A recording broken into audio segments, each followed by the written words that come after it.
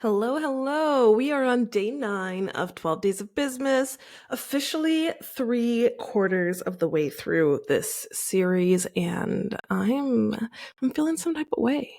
This has been a lot of fun for me, I think, because I do love recording podcasts. So doing this series in this format has really worked for my energy and my personality, and I can definitely see myself redoing it again next year. Would I change anything? Probably not, because I'm recording this when it's day 5, and I probably still not record all 12 episodes beforehand because I've changed some of the episodes that I originally mapped out since recording. I just life happens and things change, and especially right now, seeing all of the what's it called? All of the trend reports, all of the 2025 predictions coming out. It's got my brain spinning, and it's got me looking at some things differently and wanting to talk about other things that I didn't originally have on the list. So yeah, let's get into it. Today we're talking about AI. And it's kind of ironic that this wasn't on my list from the start, because it probably should have been. We've seen AI blow up in a huge way this year, and I don't see it going anywhere as we move forward. But the reason I probably didn't originally have AI on this list is because up until a week ago, I was actually pretty anti AI. And I don't think I was anti AI for the right reasons, which is why we're doing this episode. Because I didn't like AI because I was scared. And I was scared because I work in an industry that people constantly say could easily be replaced. And as someone who's a content creator, as someone who charges high ticket to work with my team to get the deliverables that we create,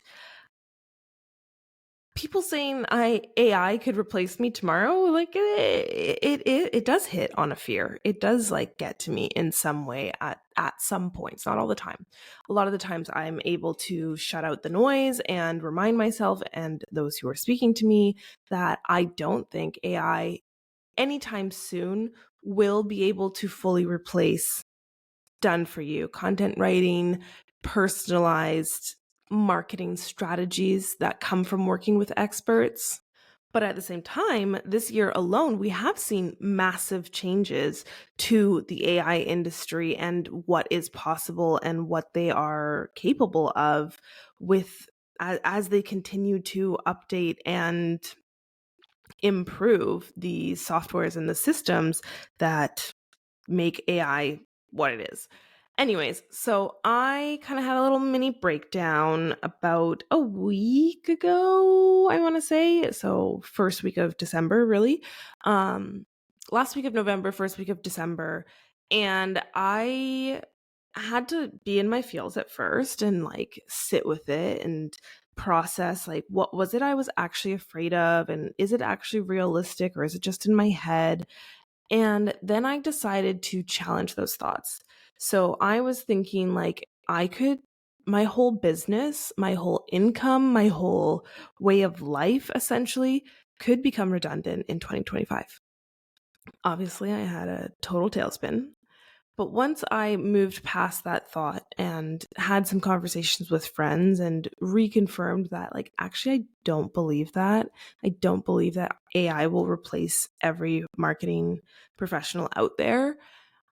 I decided to give AI a chance. And I want to backtrack a little bit here, because what actually set this off was the fact that I asked my husband for, what's it called? I one of those things that tracks your sleep, like a ring that tracks your sleep. And my husband is pretty, it's not that he's anti-technology, but he's not a big fan of how connected everything is, and we all are. So I sent him this link to a ring that was a sleep ring. You put it on when you sleep, it tracks your data, tells you how you slept, blah blah blah. He, instead of responding back to me, he copy pasted ChatGPT's reason as to why like sleep rings are unnecessary. And I just remember like getting absolutely pissed. Like he was at work, so he doesn't even know. Like he didn't see it. But like my anger spiked through the roof. Not uncommon for me.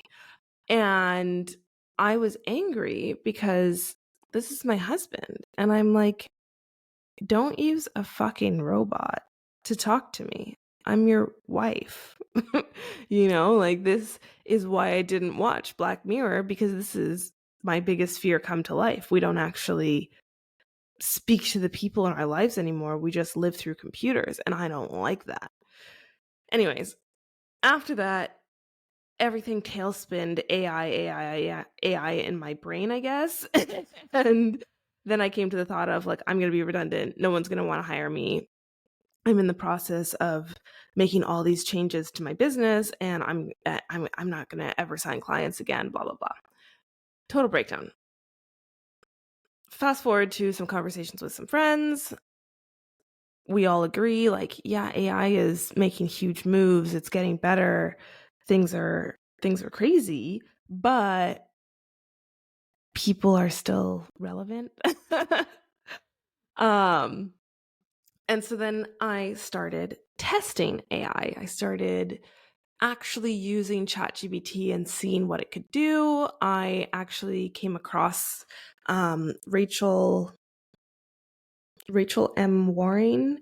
She did a sales and launch report, and then she sent a welcome email where she had her chatbot called Laser Beam Clarity that helps you with your messaging. And I'm in the middle of reworking my messaging for Repurposing Unlimited, and I thought, I'm going to try that.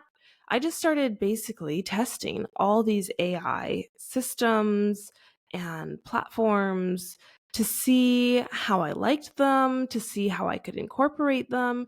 And I got it in my head that there's actually one part of my business that I could use AI and it would make my capacity unlimited, but it wouldn't detract from our quality.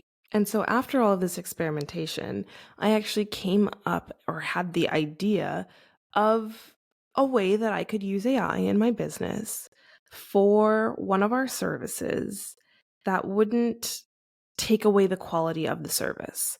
And I'm very proud of myself and my team and my agency, the business that I've built, for not using AI in our deliverables. We write all the content ourselves.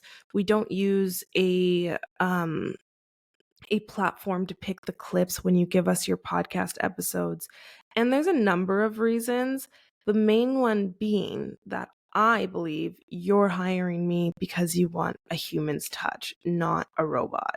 If you wanted a robot, you'd do it yourself, or you'd give it to someone less qualified as a content creator to do it for you.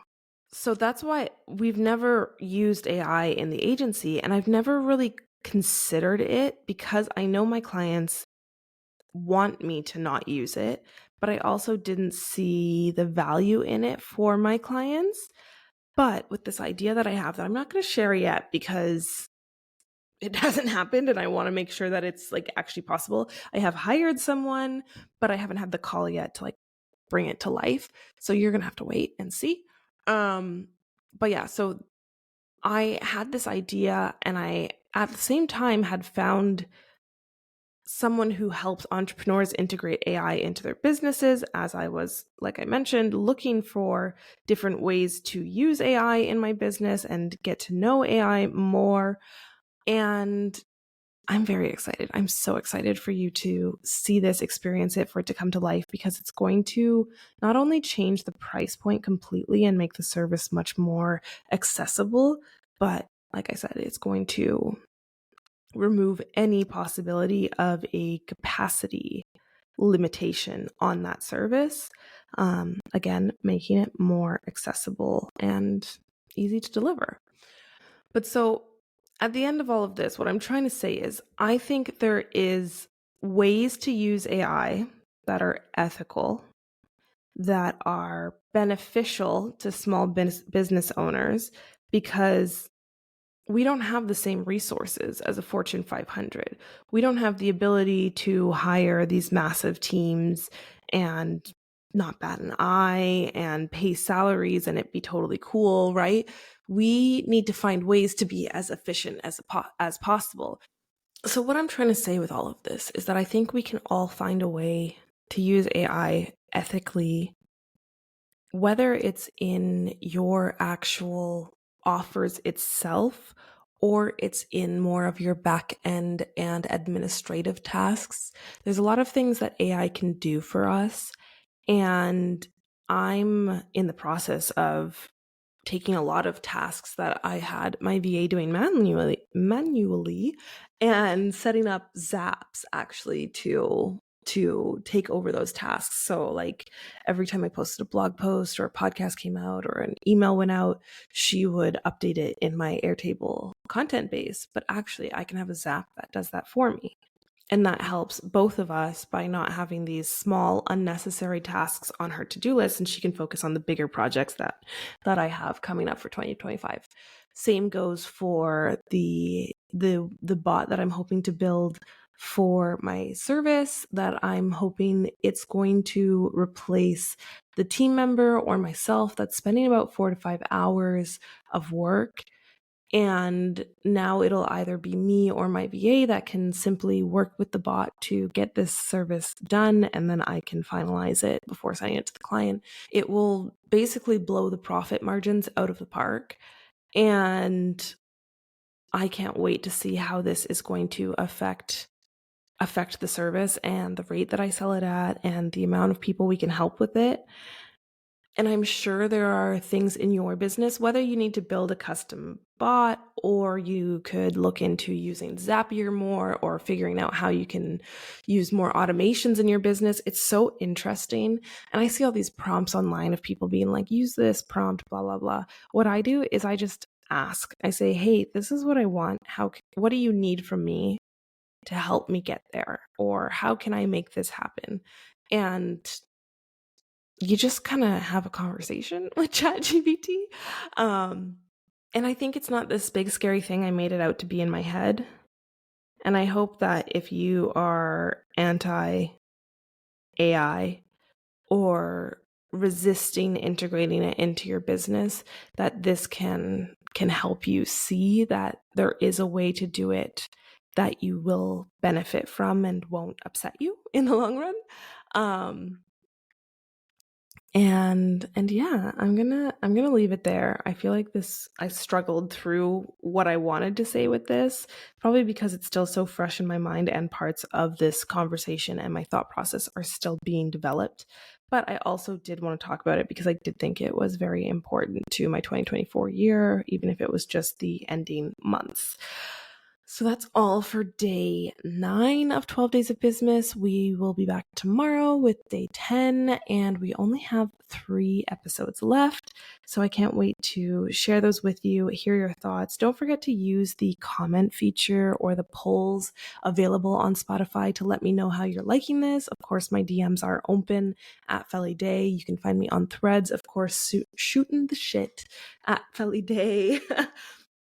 Or check out the website fellyday.com, where you will see all the nice services we have if you're interested in repurposing your content. I'm also thinking about bringing marketing mentorship back, marketing coaching. I miss working one-on-one with people for their marketing strategy. So if that's something you're interested in, let me know. I haven't decided on packages or setups or any of that. Anyways, I'm going to leave that there. I will see you tomorrow for day 10 of 12 Days of Bizmas. And as always, don't forget to stay unprofessional.